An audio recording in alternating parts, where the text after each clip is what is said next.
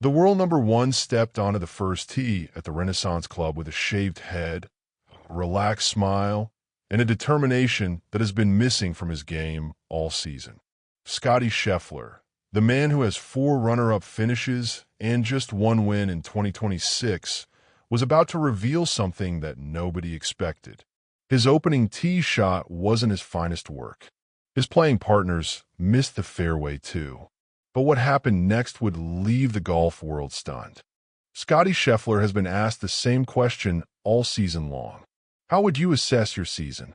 And every week, he gives the same honest answer. I feel like I get that question every single week.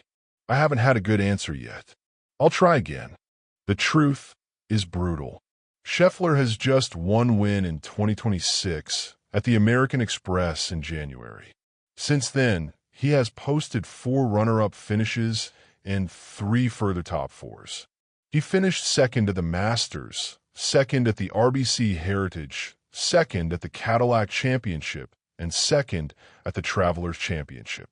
He became the first player in the Tour's modern era with 3 straight solo runner-up finishes across the Masters, RBC Heritage, and Cadillac Championship. Each time, he was bested by a fellow member of the Tour's upper tier, Rory McIlroy, Matt Fitzpatrick, Cameron Young, and Victor Hovland. I think I've been really close to winning some tournaments, and that can be frustrating, Scheffler admitted at his pre-tournament press conference. But at the same time, I've had some good results, and a 4th and a 2nd are not bad results by any means. But here's the twist that nobody expected. Scheffler revealed that despite the near misses, he isn't dwelling on the past. I don't really sit around too much and think about the past. To be honest with you, he said, I feel like I'm in the middle of my career, and probably the end of my career is more time to reflect. Scheffler has been preparing differently for the Genesis Scottish Open and the Open Championship. The world number one arrived in Scotland a week early to get used to the links conditions. It helps to get used to the time zone. I'm sure you'll get similar answers to that. A touch fuzzy with the jet lag, Scheffler said. But it's not just about the jet lag. It's about the style of golf. Overall, helps me get used to a different style of golf. And this is a links golf style of golf, and get used to the turf and conditions. It's pretty significant from where I live at home, he explained. Scheffler also revealed that the speed of the greens is the biggest adjustment. I'd say one of the things that takes a little bit more time to get used to would be the speed of the greens. It's unique for us because the greens are quite firm, but they are also a little bit slower than what we're used to at home, he said. He squeezed in a warm-up round at North Berwick Golf Club, one of the oldest golf clubs in the world. But that decision would come back to haunt him. Scheffler's warm-up round at North Berwick sparked an unexpected backlash. The world number one was caught wearing sneakers, gym shorts, and a collarless t-shirt on one of the most prestigious courses in the world. The reaction was immediate and brutal. Scottie Scheffler visits one of the greatest and most sacred golf courses on earth, and wears a t-shirt and gym shorts. What is happening to the very fabric of our society? Is this how civilized society ends? One fan dramatically lamented. Must admit, it's not a good look, insisted another.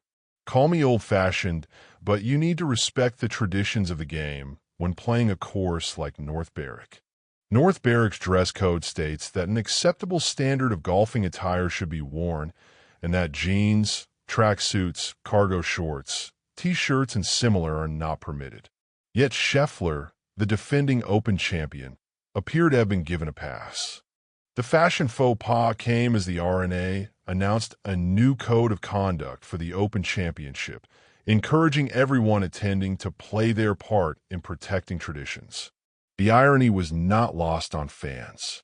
Scheffler teed off at 13:43 with English pair Matt Fitzpatrick and Tommy Fleetwood. The world number one's first tee shot of the tournament wasn't his finest work, but he seemed to have a decent lie in the rough. His playing partners also missed the fairway, landing in some thicker grass short of Scheffler's ball. But Scheffler's focus was on something bigger than just this tournament. I didn't come over here just for smoke and prep. I came to play golf and play well, he had said before the tournament. I don't think I've played in the final group here yet, so it would be nice to get up near the lead and experience that as well. The field was loaded. 6 of the top 10 and 14 in the top 20 in the official world golf ranking were at the Renaissance Club. Scheffler was joined by Rory McIlroy, Victor Hovland, and several LIV golf players, including John Rahm and Tyrrell Hatton. Scheffler had a message for everyone watching.